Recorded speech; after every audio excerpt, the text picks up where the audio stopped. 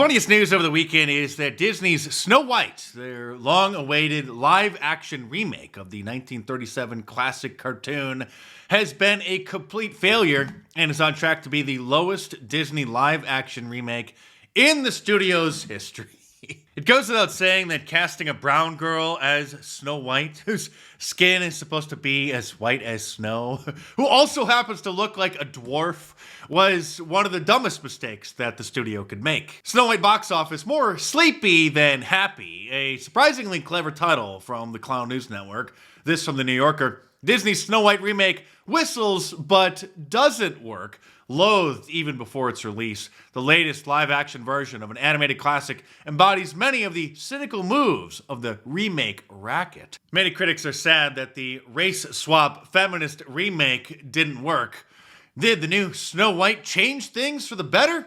Any remake of a nearly 90-year-old movie will need an update. But some of the adjustments were more successful than others. Probably should have just stuck to the original script, but instead, this was the woke slop that Disney threw together. No longer 1937. She's not going to be saved by the prince. She's not going to be saved by the prince. That's sexist, of course. She's not going to be saved by the prince, and she's not going to be dreaming about true love. She's dreaming about becoming the leader she knows she can be, and the leader that her late father told her that she could be if she was fearless, fair, brave, and true.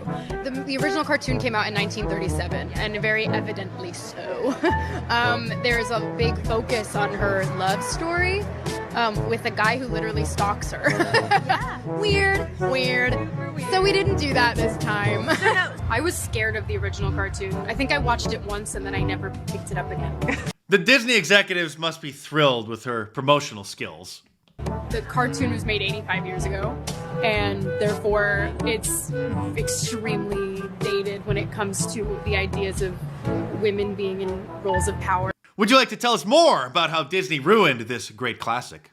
Yeah, I mean, Snow White is the girl you remember, but she's definitely made for the modern age, and there's such an emphasis on what it really means to be the fairest of them all. And for Snow White, it's coming to terms with finding herself and finding her inner voice and finding a sense of agency so that she can be a just ruler and a wonderful queen, because there's another one in town who's...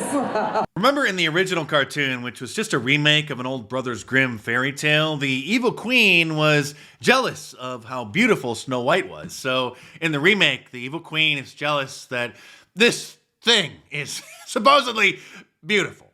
While many of the woke critics in the usual Hollywood press are trying to prop up the film, it has a 44% rating on the tomato meter over at Rotten Tomatoes and a 2.1 star out of 10 over at IMDb. But the best criticism by far comes from this AI-generated song, which was created by some comments on the film's trailer. If I saw this movie on a plane, I would still walk out. This trailer makes me want to sit on the TV and look at my couch. I paid nothing to watch this trailer, but I already want my money back. Coming to a theater near you, me, is that a threat? They should have made Rachel CGI instead. Ron Brown and the 7 Discord bots. The CGI looks much better when I turn my monitor off. Disney invites you and I must politely decline. I'm rooting for the poison apple. Why is Lord Farquaad playing Snow White? This movie should come with a disclaimer. No dwarfs were harmed, but your childhood might be. I haven't seen something self-implode this hard since that Titan submarine.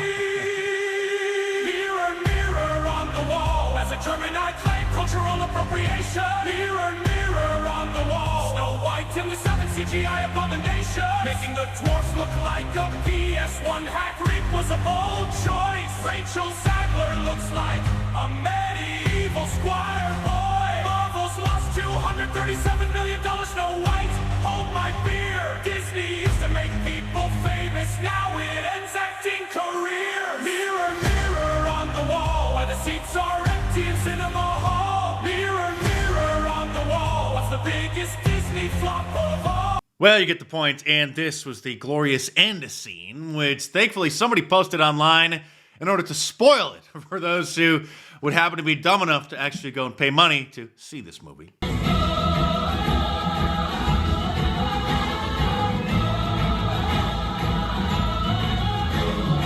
But will Disney get the message? No, they won't. Things are looking bright for them earlier this year when they announced that they were stepping back from some of their DEI efforts as President Trump takes power, because they knew that they were going to get sued by the Trump Justice Department because they're engaged in discrimination, anti-whiteism, like most major corporations. But they still are committed to wokeness. This from just a few days ago. Disney will continue its prominent LGBTQ programming.